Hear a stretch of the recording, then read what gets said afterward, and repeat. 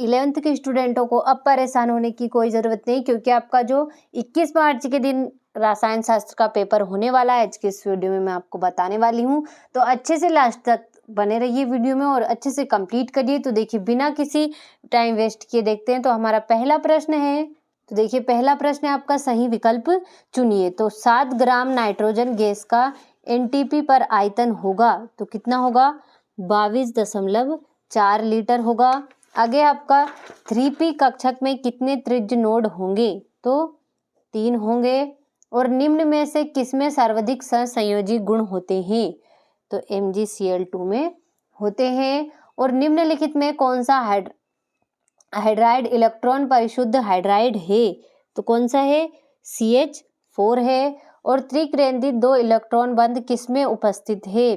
तो B2S6 में। और निम्न में किसमें ज्यामितीय समावयवता होती है? तो किसमें होती है? Bu2 इनमें होती है। तो देखिए, इस तरीके से आपका पहला प्रश्न आंसर सहित कंप्लीट हुआ।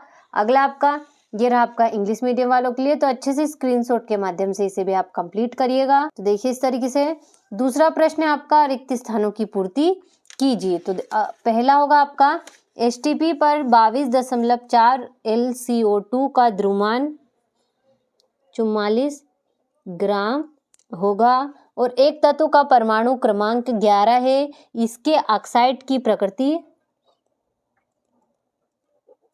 क्षारीय होगी। और यदि कोई तत्व निम्नतम ऑक्सीकरण अवस्था में है तो वह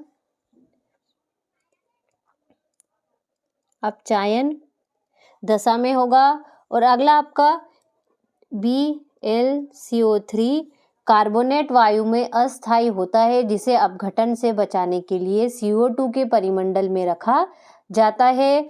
अगला होगा आपका CH3 धनायन कार्बोनियम आयन सबसे अधिक स्थायी है। और प्रोपेन का समावयवी प्रोपेन 1 ऑल है। तो देखिए, इस तरीके से आपका दूसरा प्रश्न भी कंप्लीट हुआ।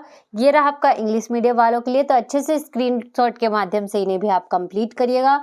अगला प्रश्न है आपका, तीसरा प्रश्न है आपका, सही जोड़ी बनाइए। तो मेलता, तो इसके होगा आपका मोल बटा लीटर। अगला है, सबसे अधिक आयनिक त्रिज्या है, तो होगा आपका CH ऋणायन, C4 ऋणायन। अगला है, जल में कठोरता, तो जल में कठोरता का होगा आपका Ca2 धनायन। आगे है, इलेक्ट्रोफाइल नहीं है, तो Na धनायन। और हकल का नियम, तो एरोमेटिकता। तो देखिए, इस तरीके से आपका तीसरा प्रश्न कंप्लीट हुआ। ये रहा आपका इंग्लिश मीडियम वालों के लिए। तो अच्छे से स्क्रीनशॉट के माध्यम से इसे भी आप कंप्लीट करिएगा। चौथा प्रश्न है आपका, एक वाक्य में उत्तर लिखिए। तो देखिए, इलेक्ट्रॉन के निश्चित प्रक्षेप पथ के अस्तित्व की संभावना समाप्त हो जाती है। किस एंथैल्पी का मान सदैव ऋणात्मक होता है? भारी जल को जल में किस प्रकार प्राप्त किया जाता है? और क्लोरोफिल में पाया जाने वाला क्षारीय मृदा तत्व और सहसंयोजक बंध के समावंश विलयन में बनता है। तो देखिए, इस तरीके से आपको चौथा प्रश्न भी दे रखा है, तो इसे अच्छे से स्क्रीनशॉट के माध्यम से कंप्लीट करिएगा।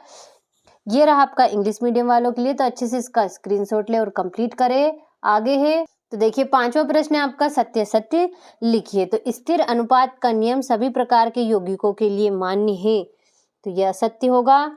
और अफबाऊ सिद्धांत परमाणु में प्रोटॉनों के वितरण से संबंधित है, तो असत्य होगा।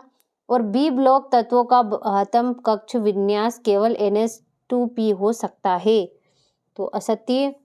और 2 परमाणुवीय कक्षकों के रेखीय अतिव्यापन से बंध बनता है, तो ये भी आपका सत्य है। और जल में अम्लीय व क्षारीय दोनों प्रकार के गुण होते हैं, तो सत्य होगा। और फेराडे ने विद्युत अपघट्य के वियोजन का सिद्धांत दिया था, तो ये भी आपका सत्य होगा। तो देखिए, इस तरीके से आपका पांचवा प्रश्न भी सत्य सत्य भी कंप्लीट हुआ। ये रहा आपका इंग्लिश मीडियम वालों के लिए। तो अच्छे से स्क्रीनशॉट के माध्यम से कंप्लीट करिएगा। छठा प्रश्न आपका, ग्राम आणविक द्रव्यमान की परिभाषा लिखिए। 7वां हो गया। इस तरीके से प्रश्न, ये हो गया आपका 8वां प्रश्न। 9वां हो गया, एक्स ब्लॉक तत्व किसे कहते हैं, ये हो गया आपका 10वां प्रश्न। 11वां हो गया, ये हो गया आपका 12वां प्रश्न। तो देखिए इस तरीके से आपको सारे प्रश्न दे रखे हैं, तो इन सभी को आप अच्छे से स्क्रीनशॉट के माध्यम से कंप्लीट करिएगा। तो देखिए अगर इन प्रश्नों का आंसर आपको ना भी मिले तो अगले वीडियो में मैं आपको आंसर सहित फुल सॉल्यूशन के साथ बताने वाली हूँ। तो देखिए अभी के लिए प्रश्नों का आप अच्छे से स्क्रीनशॉट लें। ये हो गया आपका 19वां और ये हो गया आपका 20वां प्रश्न। तो देखिए इस तरीके से कुल 20 प्रश्न दे रखे हैं, इन सभी को आप अच्छे से स्क्रीनशॉट के माध्यम से कंप्लीट करिए।